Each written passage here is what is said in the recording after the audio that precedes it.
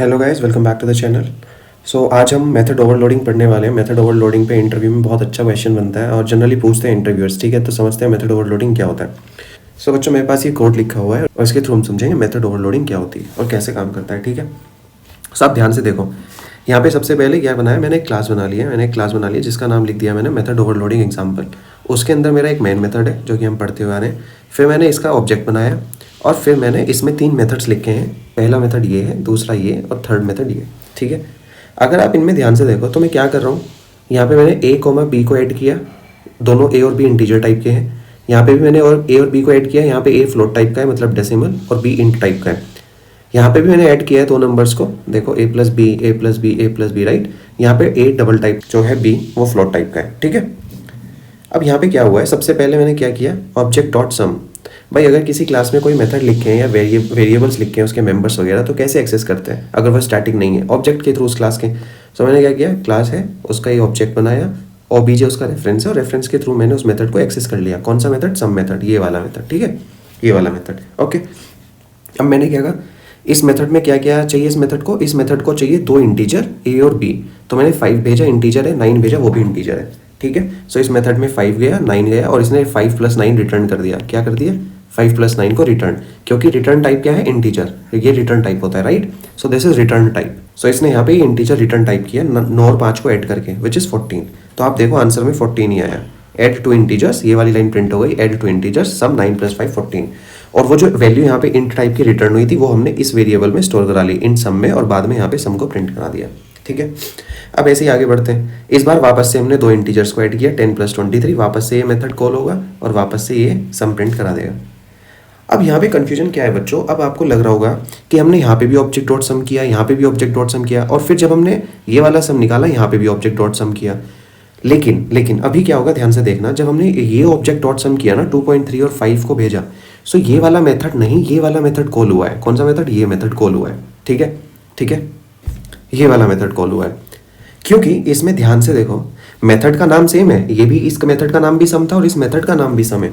लेकिन यहाँ पे ध्यान से देखो, यहाँ पे हम क्या भेज रहे हैं, एक float value which is 2.3f और ये 5।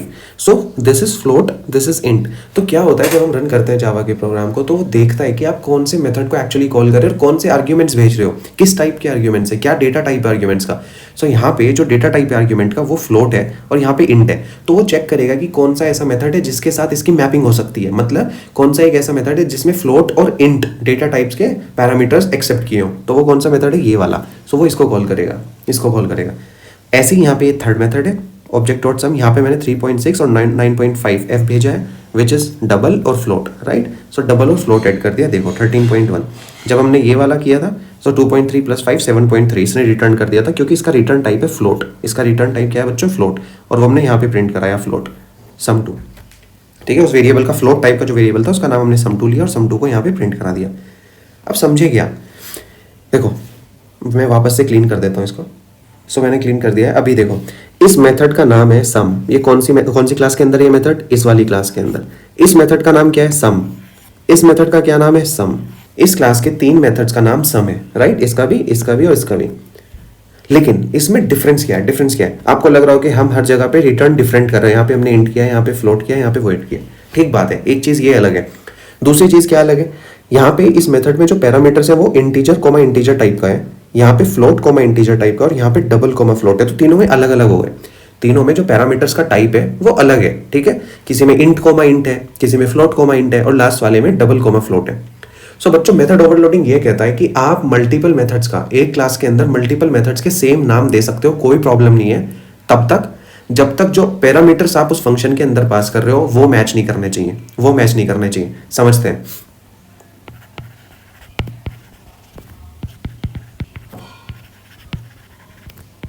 मान लो अगर आपके पास इस क्लास के अंदर ये भी एक मेथड होता, 4th मेथड।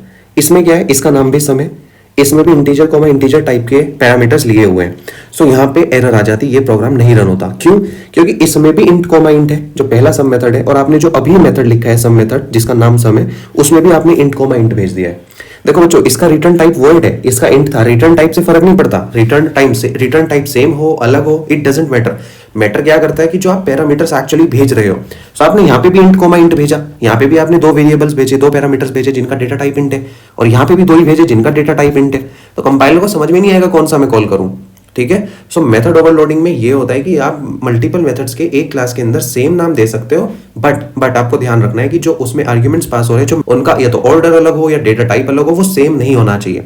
जैसे यहाँ पे भी इंट कोमा इंट है, यहाँ पे भी इंट कोमा इंट है, तो ये गलत है, ये गलत है। अगर मैं इसमें इंट की जगह पे कुछ और कर दूं, लेट्स से मैं इस वाली इंट को कर दूं फ्लोट, तब ये चल जाएगा।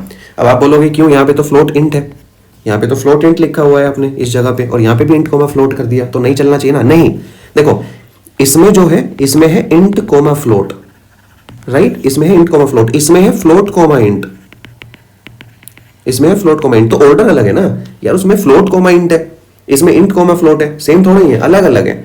लेकिन जब आप इंट कोमा इंट भेज रहे हो तो यहाँ पे भी तो इंट कोमा इंट ही है ना, तब एरर आएगी, राइट। यहाँ पे फ्लोट कोमा इंट है, यहाँ पे इंट कोमा फ्लोट है, तो ये चल जाएगा। सो अब ध्यान रखना, फाइनली कंक्लूड करते हैं what is method overloading. Method overloading says कि एक क्लास के अंदर आपके मल्टीपल मेथड सेम नेम के हो सकते हैं अगर आपने जो पैरामीटर्स पास किए हैं वो अलग अलग तरीके से हो, उनका डेटा टाइप अलग हो, राइट, या उनका ऑर्डर अलग हो। रिटर्न टाइप से फर्क नहीं पड़ता, ठीक है। जो आप आर्ग्यूमेंट्स पास करते हो, पैरामीटर्स पास करते हो, वो एग्जैक्टली सेम नहीं होने चाहिए मल्टीपल मेथड्स के, as simple as that. So guys, ये था मेथड ओवरलोडिंग। आई होप आपको समझ आ गया होगा। अगर अच्छा लगा है तो चैनल को सब्सक्राइब करें, वीडियो को लाइक करें, शेयर करें अपने दोस्तों के साथ और पढ़ते रहे, मस्त हो गए। अब हम मिलेंगे नेक्स्ट वीडियो में, नेक्स्ट ट्यूटोरियल में। Till then bye, take care.